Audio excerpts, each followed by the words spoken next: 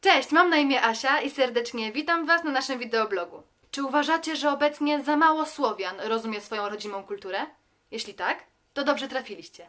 Będziemy tu tropić sensacje lat minionych, które dotyczą historii i kultury słowiańskiej. Kim jesteśmy? Jesteśmy studentami filologii rosyjskiej i innych kierunków Uniwersytetu Gdańskiego, którzy tworzą kółko naukowe Aoryst. Naszym celem jest odkrywanie ciekawych aspektów słowiańszczyzny i dzielenie się swoimi odkryciami z innymi. Co robimy? Przede wszystkim poznajemy języki słowiańskie. Dla większości z nas językiem ojczystym jest polski. Uczymy się rosyjskiego, ale i innych języków z tej rodziny. Nie poprzestajemy jednak na językach współczesnych. Interesują nas też języki dawne. Praindoeuropejski, prasłowiański, starosłowiański, staroruski, staropolski i inne. Sięgamy też do korzeni cywilizacji europejskiej, starożytnych łaciny i greki. Czego chcemy? Celem koła jest popularyzacja rodzimej kultury, o której w szkołach, powiedzmy sobie szczerze, raczej się nie mówi. Ta kultura przeżywa jednak prawdziwy rozkwit. Coraz więcej współczesnych twórców inspiruje się wierzeniami słowiańskich przodków. Wystarczy tu wspomnieć Sapkowskiego i zawrotną karierę Wiedźmina. Elementy kultury słowiańskiej budzą zainteresowanie w każdym wieku.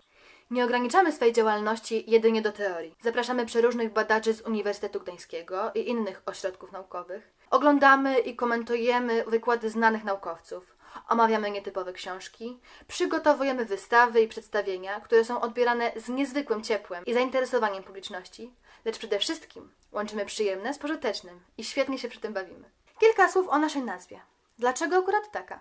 Nasza nazwa Aoryst pochodzi od starogreckiego słowa aoristos, czyli nieskończony, nielimitowany. A w językach starożytnych, m.in. w grece i starosłowiańskim, istniał czas gramatyczny o tej nazwie, oznaczający czynność dokonaną. Po raz pierwszy usłyszeliśmy to słowo na zajęciach z języka starosłowiańskiego, co zainspirowało nas do stworzenia koła.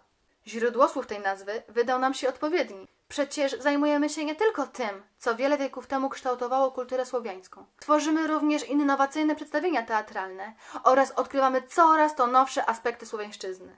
Jesteśmy kreatywni, zdeterminowani i ciekawi wszystkiego, co mimo zgłębiania staje się być coraz głębsze, nieskończone. Co już zrobiliśmy? Po pierwsze, wiecie, czym są gramoty brzozowej?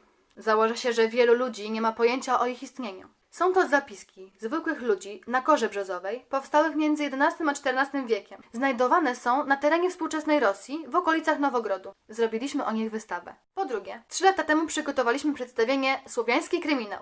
Co w tym niezwykłego? Otóż całe przedstawienie było przygotowane w całości w języku starosłowiańskim. Nauczyliśmy się wymowy tego dawnego języka, zadbaliśmy o wyjątkową oprawę muzyczną, stworzyliśmy własną, oryginalną ścieżkę dźwiękową oraz zorganizowaliśmy ładne stroje w klimacie epoki. Wszystko po to, żeby jak najwierniej przedstawić dziedzictwo dawnej kultury. A ponieważ dobrze nam poszło, 2 lata temu wystawiliśmy kolejne przedstawienie na podstawie opowiadań Gogola. Nazywało się Jarmark w Soroczyńcu, a my mówiliśmy po rosyjsku. Teraz planujemy kolejne show, tym razem o Rusłanie i Ludmile z poematu Puszkina. Powinnam już skończyć ten pierwszy krótki filmik i się pożegnać, ale ponieważ obiecaliśmy Wam sensację, proponuję posłuchać Karoliny. Cześć, nazywam się Karolina i pozdrawiam Was z serca Bułgarii, Wielkiego Tyrnowa. Wiecie z pewnością, że obecnie stolicą Bułgarii jest Sofia, ale tak było nie zawsze.